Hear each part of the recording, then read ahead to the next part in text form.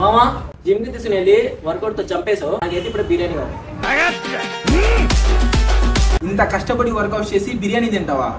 నేనైతే ఒక ప్లేస్ కి తీసుకెళ్తా, అది నీ డైట్ కి అస్సలు ఎఫెక్ట్ చేయదు. వెళ్దాం పద. ఎక్కడ? అదారా చెప్తా నీకు.